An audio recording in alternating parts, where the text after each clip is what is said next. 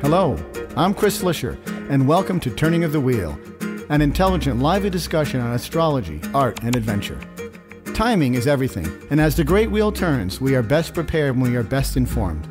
Join me as I explore the current planetary alignments and offer insights for coping with change. Educational, informative, enlightening, the Turning of the Wheel is a welcome pause in your daily swirl of constant change. Through intelligent discourse, inspired guests, and educational segments, I will help to enlighten your knowledge of astrology and guide you to accept change as the great wheel of life turns. Call in with your questions and speak with some of the greatest visionaries in the time-tested practice of astrology. Turning of the Wheel, Astrology, Art, and Adventure with Chris Flisher, each week on Turning of the Wheel podcast.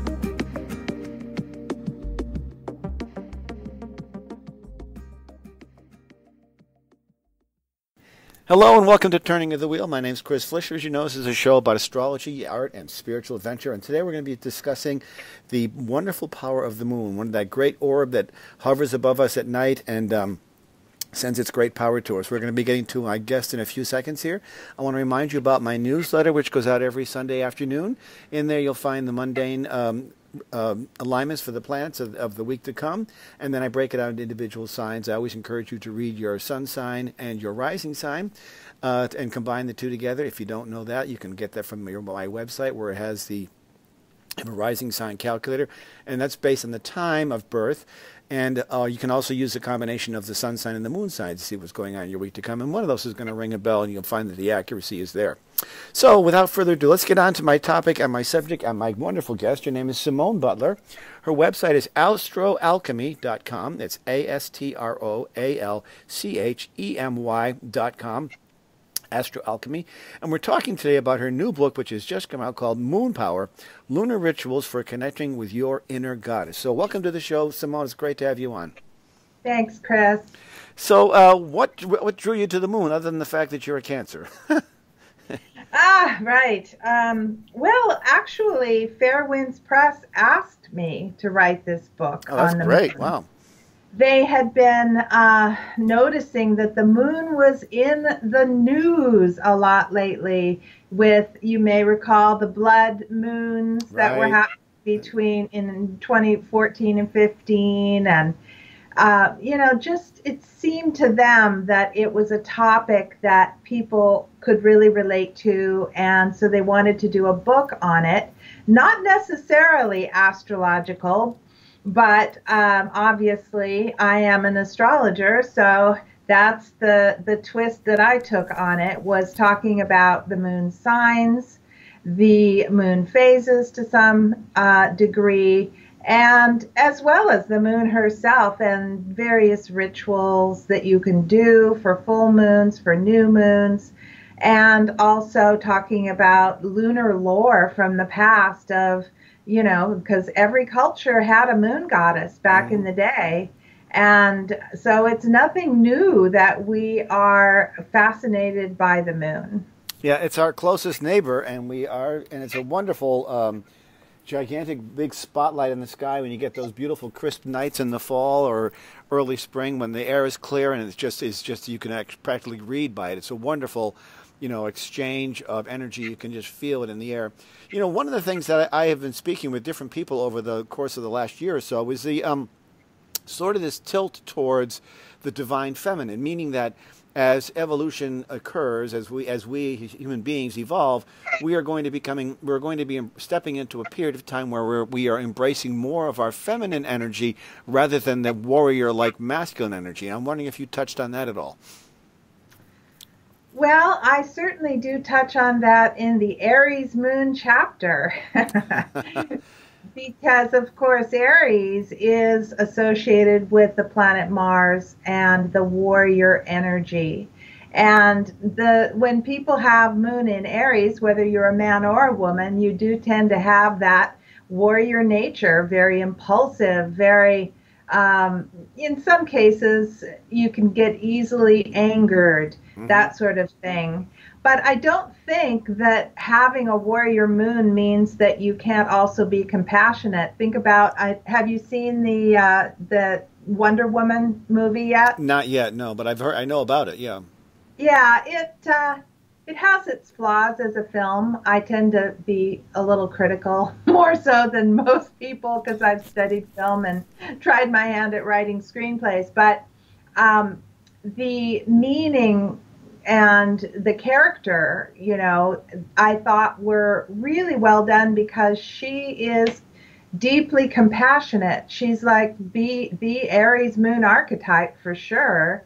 And yet she's the only reason that she's interested in fighting is to preserve life and to save those, you know, that she cherishes. So really the divine feminine contains everything. It contains the warrior energy. It contains the mother energy. You know, it's not exclusive in that way. Right. But I think about it in the terms of the feminine archetype. I see that as we seem to have been in a very long period of a warrior, masculine dominated kind of modality.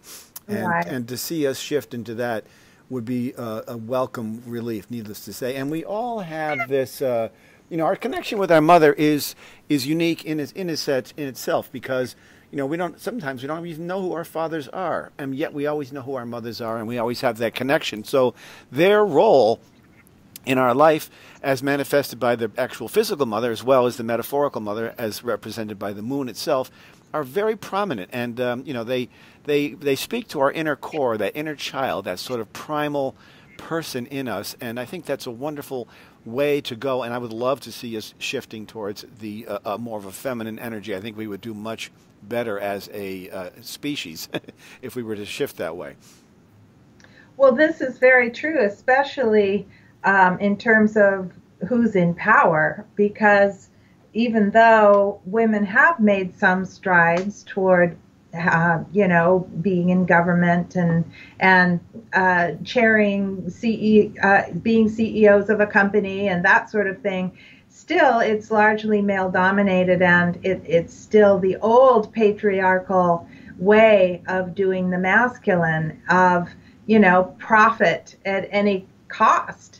And, you know, so that leaves the deep feminine out of the picture, the compassion, the human component that women can bring. And so, yes, the fact that this energy is swinging back into the public consciousness, and women are starting to gain power, and there are, you know, a lot of figures now, not just Wonder Woman, but a lot of examples of strong women coming forth. And I think that it is a reflection of the fact that the pendulum is finally, hopefully not too late, swinging back in the direction of the feminine. Yeah, I don't think it's too late. I think this is a cyclical sort of event that happens. It may be based on a number of different cycles that we see within astrology, but I think it's definitely due. I think that the pendulum swings so far in one direction and invariably goes the other way back, and we find these periods of time where we have, you know, we're sort of in the middle, or we're going towards one. And extremes are not always good, no matter which extremes they are, but I think the warrior extreme is not good for the species overall. But, you know, the idea of writing about the moon always gets a lot of attention. When they, you know, the blood moon is a big thing. I know it's always sort of that, you know, what's it mean? And people run around, and then there's lunar eclipses, and of course there's going to be a solar eclipse later this summer. So these things are all prominent. I think that they, what they speak to more than anything else is they speak to the sort of the commonality that we all share. There's a very unifying quality about the moon, because we all have it. We can all see it. You know, there's that old romantic idea of, you know, lovers being separated, and the moon comes up and they write to each other and say, look at the moon on the night when it's full, and I'll be looking at it too. We'll both be looking at it together. So there's sort of that sense of unity and romance that is interlaced with the orb of the moon. I think it plays a huge piece in our sort of our primal evolution. We just are drawn to it. Absolutely. As you were talking, I was remembering a scene from one of my favorite all-time movies, Moonstruck. Oh, yeah. With Cher. Do you remember that scene where the older couple, I think her aunt and uncle, were in their bedroom, and they were noticing this super moon that was shining in the window, And he was looking out at it, and she was in bed, and she said to him, you know, it when you are standing just in that light, you could be 25 years old. And he just melted, and he went and jumped her bones, you know. So That's great. I just think the moon is, you know, it's just so mystical and magical, and people have related to that for all along. It is a wonderful thing, and there's so much the mythology that goes with it and the stories that go with it. I mean, every culture has their own take on it, but there's a certain familiar thread to it. I think almost all cultures think of the moon as the mother. They all have that sense of, you know, that warmth, warm maternal thing. And of course, astrologically, the moon represents the mother, and we feel that maternal quality in people who have a strong Cancer quality in their charts. So I have a moon in Cancer. I understand the moon very well. I've always been an emotional person when it comes to that, and I understand it very clearly. I love the fact that it has this cyclical quality to it, because you know we can always wait a month and it's going to come back again. And I love the fact that it's there and has those different stages it goes through and how it affects our moods and our moons, and it's just a fascinating discovery. It makes me have to ask you here, how do you as a man experience your Cancer moon, because it's such a feminine energy? Well, it's an interesting question because ironically, through a weird, obviously, twist of fate, I had to raise 3 children by myself. My wife passed away about 17 years ago, and I was left with 3 children, 3 boys, to raise by myself, and they were 15. I had twins, 15, and 9 were the ages of the boys. And over the course of that time, my Cancer moon came out very strong because I was the one, you know, making the dinners, making the lunches, doing the laundry, doing all those typically what we consider to be, in the old days, maternal tasks. But I also see it still today in my life where my house and my family are very important to me, and it is sort of the hub of our family. We all come back here all the time to gather, and I think that's just a representation of a classic moon in Cancer kind of quality. Oh, absolutely. And I'll bet your home is extremely important to you. Oh, it is. It's a little bit too. I have a hard time with it. You know, I worry about it. I say, what am I going to do if I have to downsize? Where am I going to go? But those are all questions that I have to ask her down the road further. But I think it speaks to the strong presence. And of course, I also have I'm an artist, and I think I'm a sensitive person, and that also speaks to that quality of the moon as well. So you have that empathy and that sensitivity that comes through there. That is also part of it, and I'm not at all worried about the feminine quality about it. I don't have any you know, weirdness about that. I think I just embrace it as it is. It's part of who I am. Mm-hmm. So it's you know, it's a wonderful characteristic, and I think that people have to embrace it. You know, there are some moons in the zodiac that are not as warm and inviting. You know, they have a certain chilliness to them, and we can go into that in the second half when we get back. We can go through all the different signs and the moons and see how they respond, because there are different manifestations of the moon in the chart. Oh, definitely. Yeah, and in your research, did you find that that people have a certain reverence for the moon, or they find that it's do they notice their mood swings as a result? I mean, obviously we all do, I would think would be the answer, but I'm just curious what your research found. Well, it's interesting. We're talking about just now the Aries moon. Of all the moon signs that I interviewed for my book, they were the ones that were the most passionate about especially the full moon. The full moon tends to be the one that everybody gets passionate about, right? Right, of course. Only if you really understand the phases of the moon do you come to have more of an appreciation for, say, the new moon, when the moon is not even visible in the heavens, and yet that's the potent seed planting time of the month. But I found the Aries moon people had such funny things to say. One of them said, whenever talking about the full moon, whenever the moon is full, she says she likes to stick out her tongue and try to get some of the moon glow on her tongue. That is funny. That was a real funny one. And another woman who was actually born at the full moon, and you'll note if you are born at a full moon that you're probably more affected by the full moons than others. And at any rate, she always would set up a little altar at every full moon and do some kind of special ritual for it. And she confessed that that was the time of the month where she felt most sensual, so to speak. And so, you know, it does fire up our juices. And of course, the body's fluids are at high tide. Right.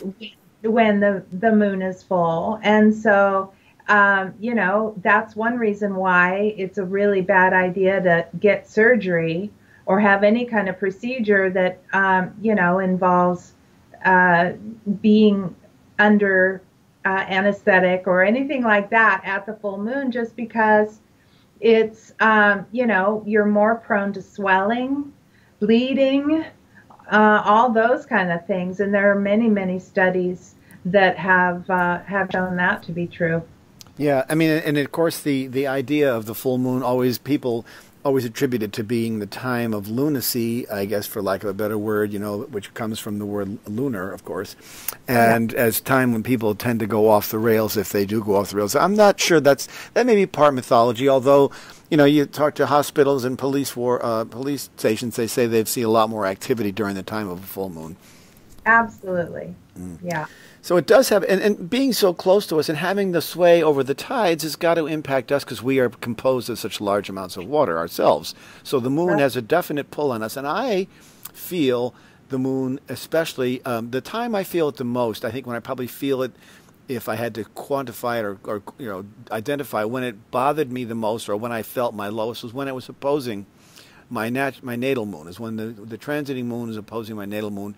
Tends to be the time I feel sort of out of sorts sometime. Yeah, the Capricorn moon is like that. I tend to find I have 4 planets in Cancer, not the moon, but I still am very Cancerian. And I find that when the moon's in Capricorn, it's my least favorite time of the month because my body doesn't feel good. My back usually hurts during the Capricorn moon. That's interesting, yeah. Yeah. It's funny because the power, we don't, you know, when people talk about astrology, as you know, I'm sure you've had this conversation at some point in time with some skeptic in your life who said, "Oh, astrology, you know, it's a baloney or whatever." But when we come back and we talk about it in terms of the moon, people tend to say, "Well, I guess there's an exception there. You can't say the same thing about Uranus, or I mean, I can, but or Neptune or whatever." But when it comes to the moon, few people can argue the impact it has on us, and that sort of is one of the great validating arguments for the validity of astrology.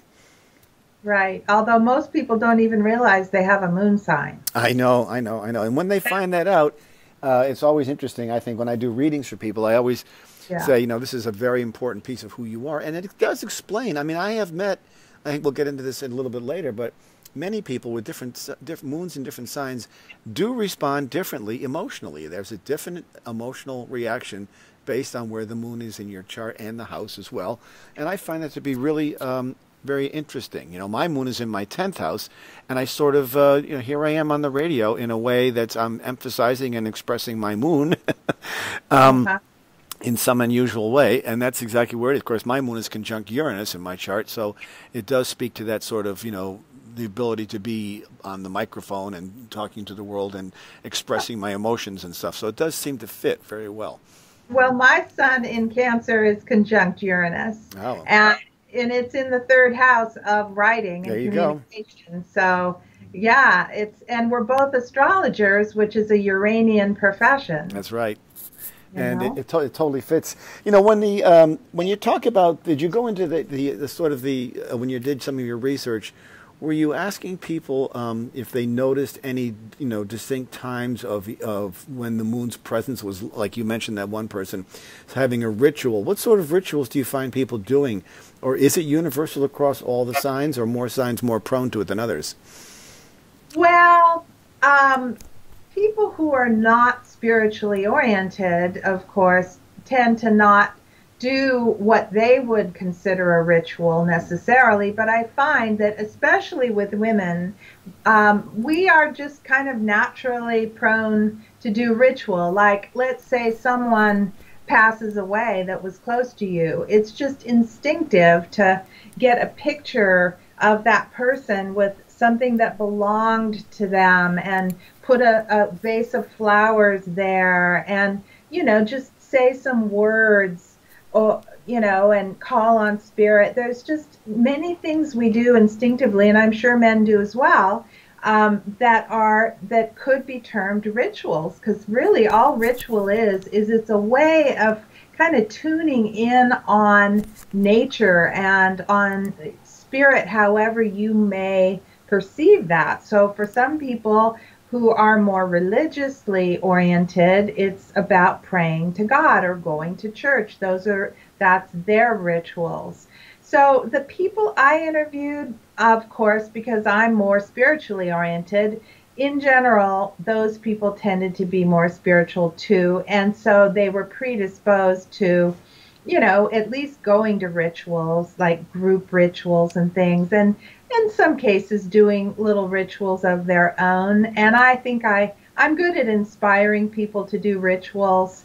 I also work with feng shui. I wrote a book called Astro Feng Shui, and I did a really major research project for that, where I asked people to do specific rituals in specific parts of their homes at certain new moons, and then report back to me on the results. And it was very interesting, and I think those people probably got more of an appreciation for ritual than the ones that I talked to in my moon book, because they're already in that space. They're already moon worshipers on some level, Well, I think the power of ritual is important because there's a certain predictability to it. There's a certain call to the familiar that comes with it.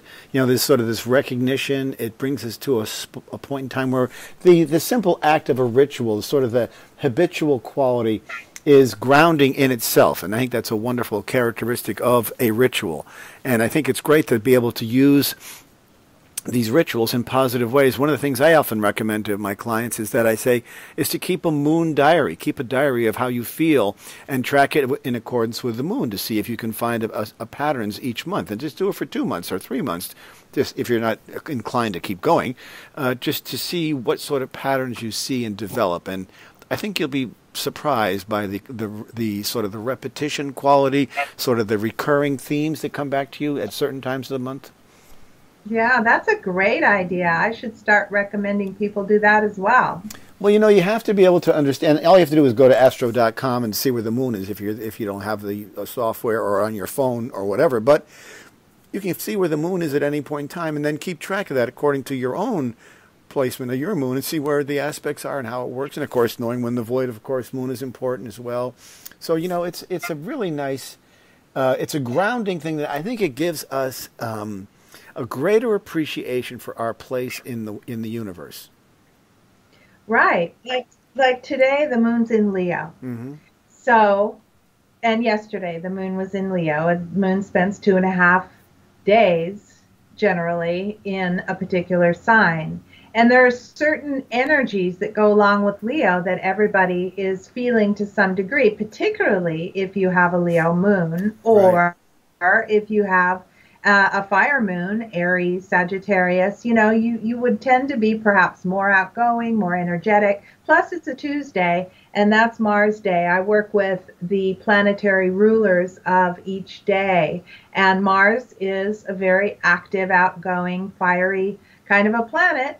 And so is Leo as a sign. So you add those together and you get a day that is fairly, action-oriented. Productive, yeah, exactly. And and it has that quality of getting things done, and there's a certain excitement that goes with it, and and the idea of the sort of this moon and Mars on Tuesday. The week is, people tend to be slow on Monday and slow on Friday, but in the middle of the week they get up and they get going, and so for Mars to be on Tuesday, of course, is very apropos. What are some of the rituals that you some of the unusual rituals that you pulled through with some of the people you spoke with? Some rituals that you're recommending for people. I mean, sort of the ideas that you come up with as far as, how to honor your moon, so to speak.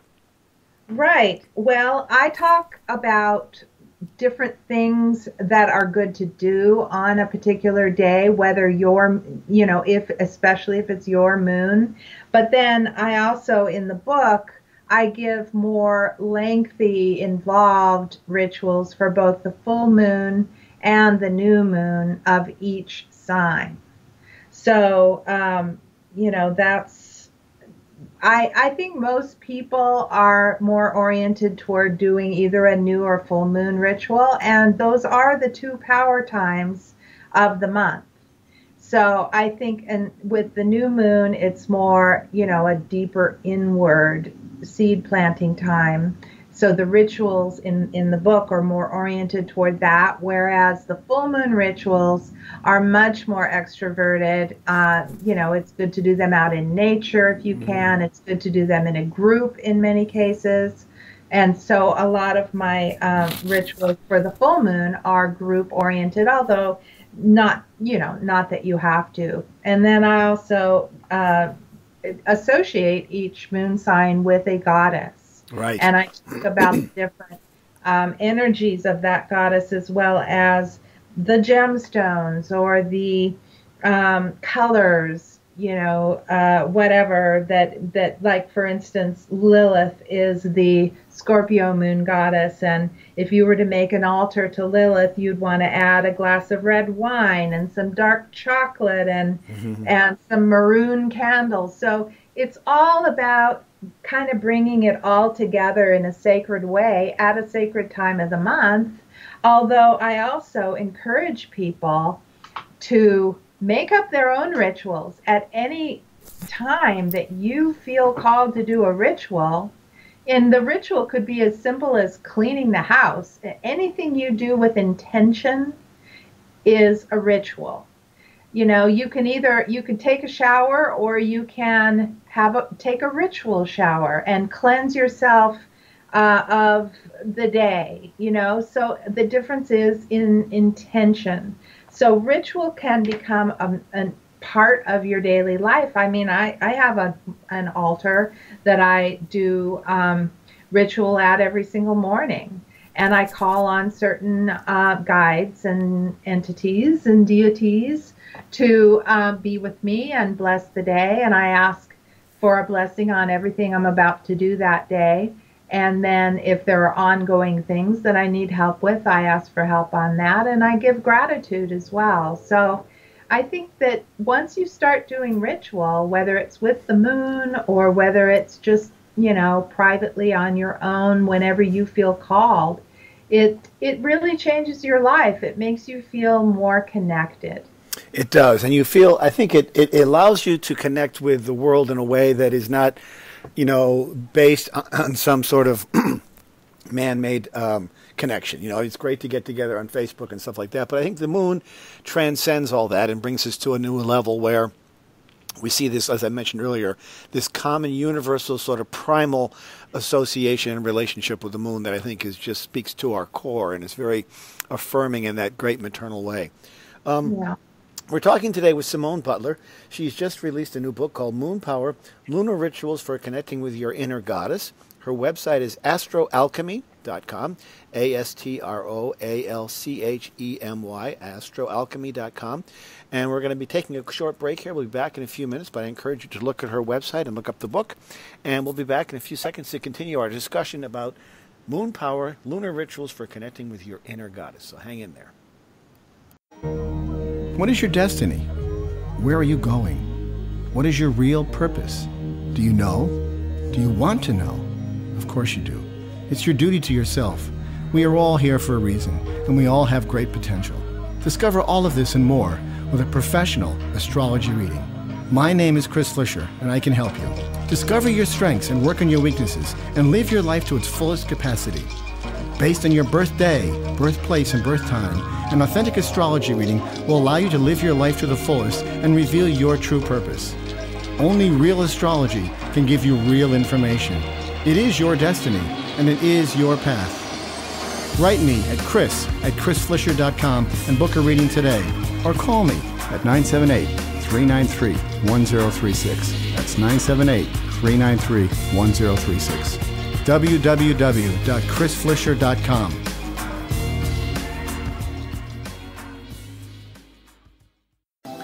Astrology is the science of spirit, and it can serve as an invaluable aid in making the difficult choices in life and seeking truth in all the directions we choose. It holds the potential to allow each of us to evolve to our highest potential. It is the logic of the universe, the code of existence, and the pathway to true wisdom. It is our duty to draw from it the instructions for our lives and to live them to our fullest potential. As the great wheel turns, we are best prepared when we are best informed. As the world shrinks and our barriers come down, diverse cultures are striving for harmony, balance, and peace. To ease the transition, we need to expand with color, light, and tolerance. Now, you can become a global citizen and embrace the color and clear spirit with the divine artwork of the mandala. Mandalas are a timeless artistic offering for creating unity, harmony, and peace.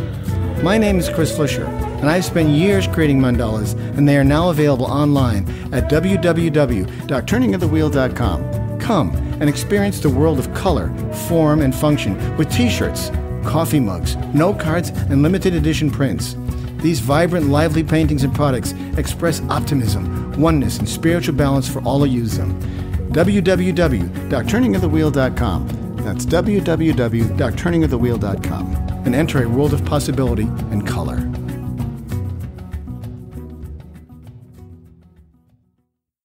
Okay, we're back. Welcome back to Turning of the Wheel. My guest today is Simone Butler. She's the author of Moon Power, Lunar Rituals for Connecting with Your Inner Goddess. Her website is astroalchemy.com, and we're talking today about her book and sort of some of the ideas and things that come with each of the signs. We're going to run through the list of the signs and the moon in those signs, just to give ourselves a sense of grounding and make it familiar to everybody who knows what their sign and their moon means. And if you don't know where your moon is in your chart, then I encourage you to contact me or Simone through her website, Astro Alchemy, and she will definitely help you find your moon if you don't know where it is. So let's start off with Aries. Even though we touched on that earlier, we can at least discuss a little bit about Aries and the Aries moon. You mentioned it was impulsive, very action oriented. So let's go on from there. Right, it's the Amazon Queen moon. In fact, my ancient moon goddess for Aries moon is Hippolyta, who was the queen of the Amazons. And so Aries moon is, of all the moon signs, probably best at making it in a quote-unquote man's world, because Aries is so it has many masculine qualities, the sign of Aries. It is a masculine sign per se. And of course, when women have moon in Aries, they bring their own feminine energy to it, but it is still a very assertive, often athletic moon. People with moon in Aries have a lot of energy to expend. And if they're not careful, if they don't burn off that energy, then they can get angry, they can get impatient. So they have energy that is seeking an outlet. And right. one of the things I do in my book is I give the lunar superpower and the lunar shadow for each sign. So just to complete this very quickly, the Aries moon person's superpower is their authenticity, that people know that you're for real. And the lunar shadow for Aries moon is impatience, and which leads to frustration, which leads to anger. Right. I recognize all those because I'm an Aries sun, so I recognize all those for sure. Let's move on to Taurus. What do we see with Taurus? The two words that come to mind. Well, I think sensuous is of course. a good word, as distinct from sensual.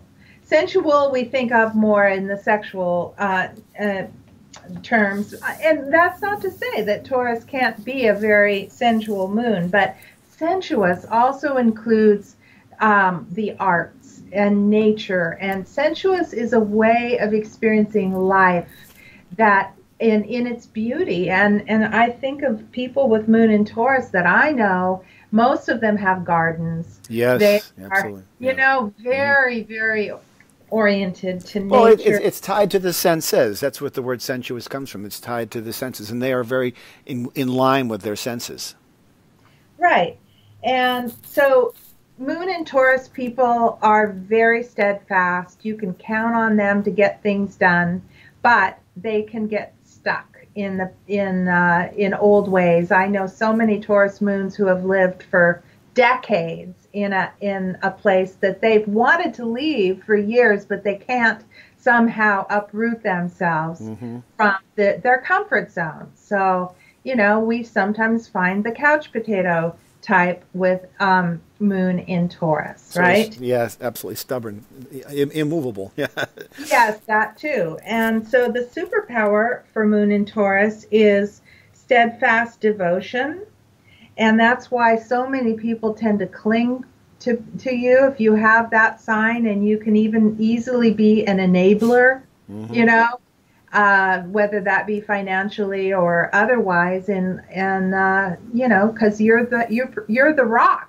That's right. You know, so your shadow is overindulgence. So the sensual nature is so strong that often people with moon and Taurus way overdo it when it comes to fine cuisine and overeating, overindulging. Yes, I know all that. Yeah, right.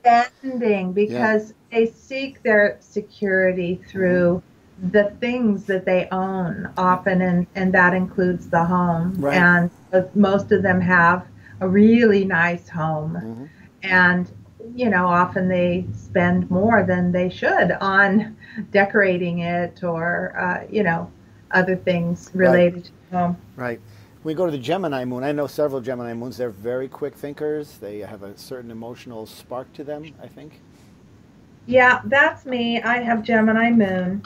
And so we are quick thinkers. We're quick talkers. We're good writers usually. It's known as the sign of the writer, the moon sign, or the sun sign for that matter. And when, you know, the Gemini moon person can be very scattered, is usually a bit of a dilettante, has their finger in a whole lot of pots, and may or may not actually ever get, you know, to be a master of anything, but knows a little bit about a whole lot of things and can usually spin a tale and also a you know, what's the word I'm looking for? You know, they can lie if they want to. They can lie. They can lie if they want to. They are good at that. But they also, there's a certain aloofness to them, I think, as well. Yeah, well, it's an air sign, and so the moon is an emotional planet, and you put the moon in an air sign, and there's a kind of an uncomfortable quality there, and I certainly have that going on as well. It's what Zip Dobbins used to call the freedom closeness dilemma. When the moon is in an air sign is a good example of that, because the moon wants closeness, but air signs want freedom, and it's kind of a tricky combination to find both. But the superpower is keen perception. Gemini moons don't miss a trick. So they're very observant, very keyed in with what's happening. Yeah. Of course, we move on to the Cancer moon. That's the sign that rules Cancer. I mean, the moon is what rules Cancer, and so we see this strong maternal quality. We see this love of home, this sensitivity we mentioned earlier. Yeah, Cancer moons are definitely the mother. You know, the mother archetype comes through purely, whether or not this person has children. It's just natural, whether it's you know, a man or a woman, that they want to nurture, and sometimes that means making food. Most Cancer moons love to prepare food for those they love. It's one main way that they show their love. Now, the downside, though, is taking things personally. because the sign of Cancer is so sensitive, and the moon's in its own sign, it's like, gosh, you know, you don't really have a protective shell in many cases, and things can wound you, and people may not even realize they've wounded you until it's too late, you know? Right, exactly. And that's where the sensitivity comes in, when you sort of withdraw, like the crab in his little hole in just underground with his claws out. Yeah. But you are super loyal. That's your lunar superpower, is people can count on you to the bitter end. Great quality. We were just talking about the Leo moon. The moon is in Leo now. Let's move on to the moon in Leo. That's always a fun one. Yeah, moon and Leo these are party animals. Yeah. I mean, to some degree, you know, they love to be around people. They are people persons, and they are very fun-loving and creative, enormously creative. Sometimes they can also be, you know, a little full of themselves. They love to be the center of attention, and life revolves around them. So that's the shadow. But the superpower is just over-the-top creativity. You know, we often see these people as performers, really talented performers, just naturals on the stage, or, you know, making music or whatever it may be. They love that sort of spotlight. Yeah, I think of people like Mick Jagger and Bill Clinton, and you know, even Barack Obama have that strong, you know, presence. It's like charisma, natural charisma. And those are sun signs. Yes, no, I know that. Right, no, I know, but I just was referring to them. Bill Clinton has the Taurus moon, and you can sure see that in him too. Yeah, yeah. I'll say we all know that. Yeah. And so then we move on to the Virgo moon. Yeah, the Virgo, that's the priestess moon, and or priest, as the case may be.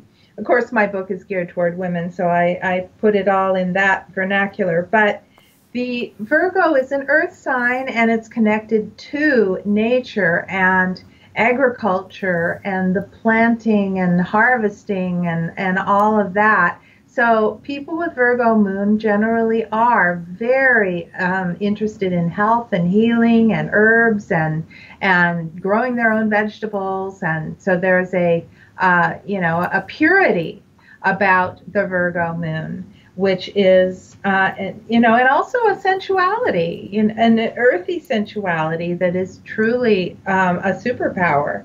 And you don't tend to think of Moon and Virgo as being sexy, but they really are. And sometimes they're quiet about it.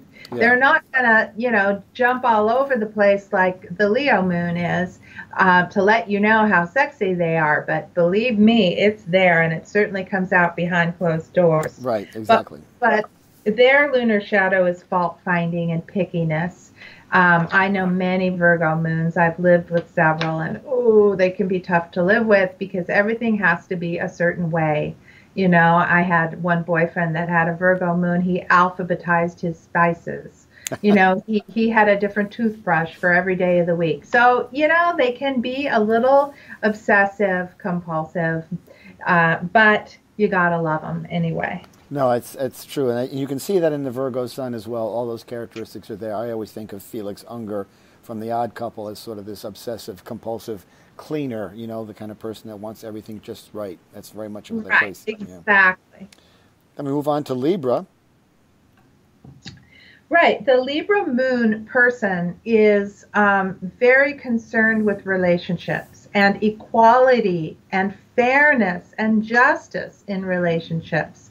And the symbol for Libra, as you probably know, is the balancing scales. So often Libra moon people will, because it's the moon, right? Their emotions, they will really fight for what they believe to be right. And they can find their way sometimes into politics or the law or social work or things like that.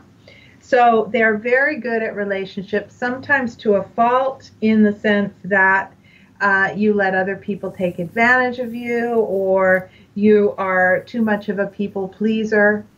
But the superpower is the peacemaking ability, the ability to bridge the gap with others and between different factions and to somehow bring a sense of peace to the situation. Right. And moving on to Scorpio. Well, the Scorpio moon, just like the Scorpio sun, the sign of Scorpio has gotten kind of a bad rap, and I think it's because Scorpio rules the deep underworld of feelings. And feelings are not terribly, they're not really accepted in our society. It's not okay to just have a meltdown on the street or to tell somebody off from a very passionate, emotional place. And yet Scorpio moons are, that's their nature. They're very passionate people, very deep. If I find that if the Scorpio moon person comes from an abusive home or a really difficult background, then they will show more the negative sides of that moon, which is vengefulness and, secretive. Yeah. Even the Scorpio moons that are well adjusted, though, do tend to be private. They're very private people. They don't let a lot out. Yeah, they hold their cards close to their chest. Exactly. But the ones that are not in balance, that have unhealed wounds from the past, you got to be careful of them, because they can come out of nowhere and really wound you, and because they let it all build up inside and then boom, it all comes out. So that's the shadow on the Scorpio moon. Right. Then we move on to the wonderful Sagittarius, that wild adventurer. Yeah, Sagittarius moon are, much like the Leo moon, very fun, loving people and love to share the news. My modern Sagittarius moon goddess is Oprah.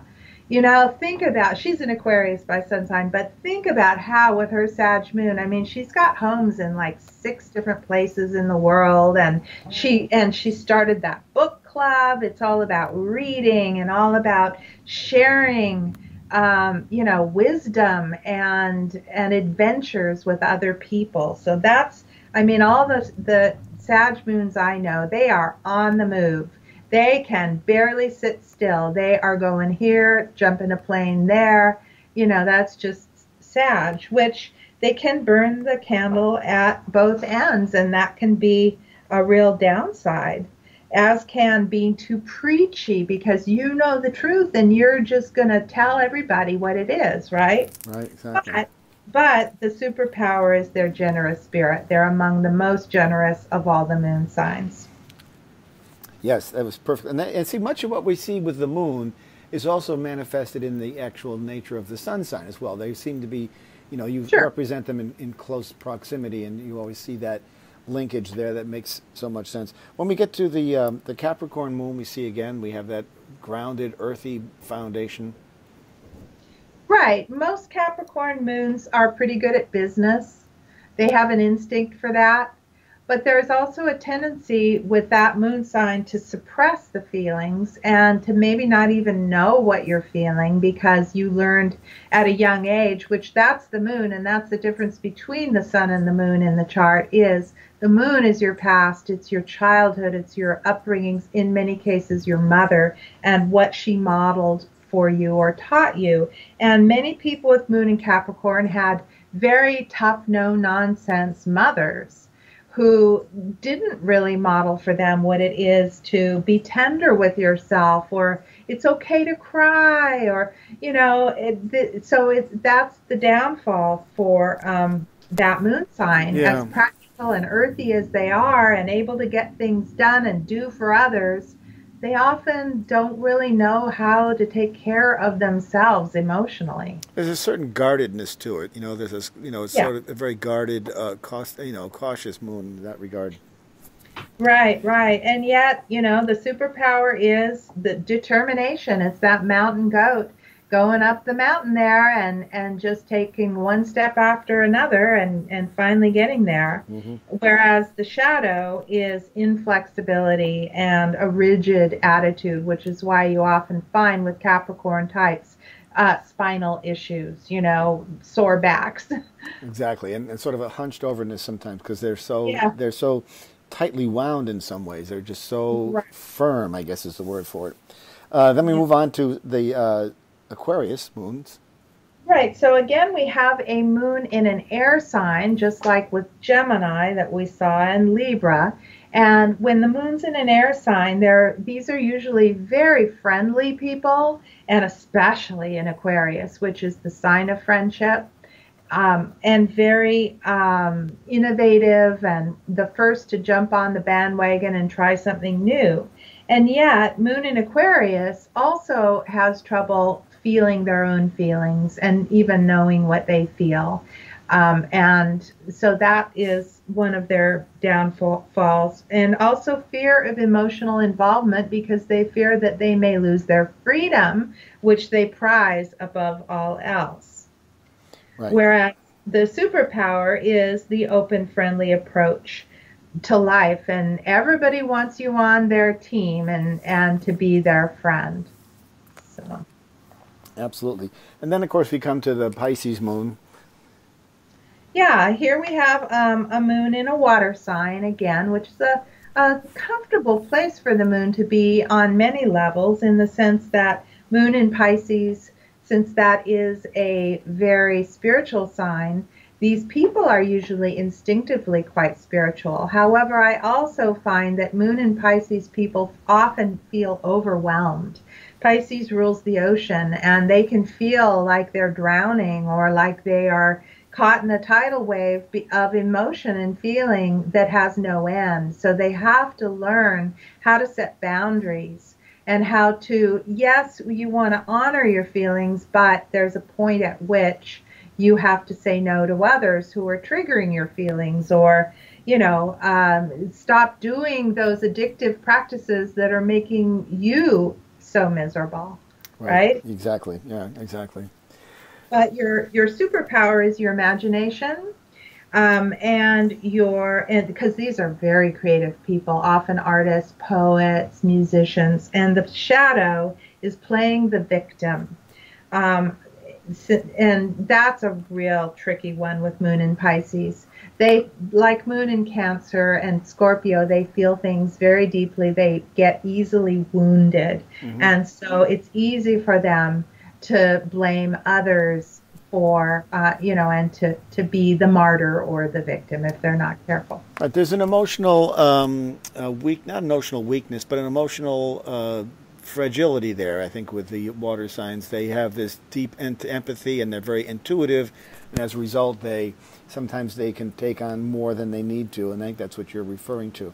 It's interesting the way the moon impacts us. I mean, it's such a vital component of our astrological profile. I think it just speaks to how we really ultimately deal with our emotions, and our emotions are a huge part of who we are.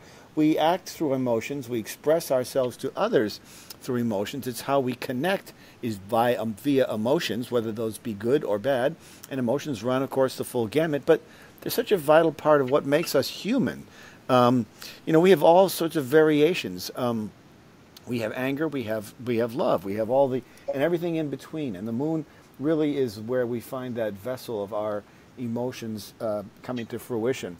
When you're thinking about helping people to understand and to embrace the moon in their lives, what do you think is the best way to do that? I mean, I think it's just making them aware of where their moons are and how important the moon is in the chart, and not discount it, and maybe even weigh it as much as you would weigh your sun sign. You may say, well, I'm a Taurus, but I've got a Virgo moon. Well, honor the Virgo moon as much as you would honor the Taurus sun. That is such a good point, and I happen to think that your moon sign is every bit as important as your sun sign. Whereas the sun is more your purpose in life, where you're headed. The moon is like your deep underbelly, your underpinnings, your emotional self. And one way I get people to understand their moon is to ask them the question of what brings them security. Because the moon is all about security. Like with a Gemini moon, I feel most secure when I'm sitting and watching my favorite Netflix series of the moment. Mm-hmm. There's something about that gives my media-oriented Gemini moon an incredible sense of security and groundedness and peace, you well, know? because you're stimulated at that point in time, so it activates that piece of who you are. You know, your mind is absorbing all this information, and it moves quickly, and there's lots of action. So it fits perfectly. Yeah. It's more like an escapism. Maybe that's my Sun square Neptune. I don't know, but I love to escape into stories. Stories are my absolute favorite food, so to speak. And so in fact, I just wrote an article that'll be in the fall issue of the Mountain Astrologer called "How Secure is Your Moon?" that will go into much more depth on that topic in case anybody's interested. Well, that's good to know. Yeah. Well, it's been great talking to you. I mean, I've always been fascinated by the moon. I do a lot of work with the moon with clients. I think it's an important area for people to understand, especially if they can understand the sort of the rapid movement of the moon, because it does allow you to say, well, you know, today's not a very good day, but in a couple of days things will be better and we'll move on. And that can be a very comforting thing to a person. I think that when it comes to a bigger planet transiting a natal moon, obviously the situation is different because it's a slower moving aspect. But I think overall, if people know where their moons are in their charts and they are able to track it and keep a journal, I think that they can prepare themselves for sort of the ups and downs of any day or week that you encounter over the course of your life. Absolutely. So we've been talking today with Simone Butler. Her website is astroalchemy, astroalchemy.com, astroalchemy. And her new book is Moon Power, Lunar Rituals for Connecting with Your Inner Goddess. Now, I would say that sounds like it's aimed at women primarily, and I'm sure maybe that is, but I think that men can equally honor their inner goddess because we are all a composite of both the male and the female, and I think it's important for men to recognize that and not be afraid of it. It's just a part of who you are. So those guys out there listening, take heart in that too. And you can understand your woman more deeply. That's too, right. by reading this book. That's right, and nothing better for a man than to understand his woman, I'll tell you right now. So that much... You want to take care of that. So anyway, thanks so much for coming on today, Simone. It's been great having you on again. Simone Butler, her book is called Moon Power, Lunar Rituals for Connecting with Your Inner Goddess. And I'm going to say or male or female applies. So. Right. Thank you. Thanks so much, Simone. Great to talk to you, and take good care. Okay, bye-bye. You've been listening to Turning of the Wheel with your host, Chris Flisher.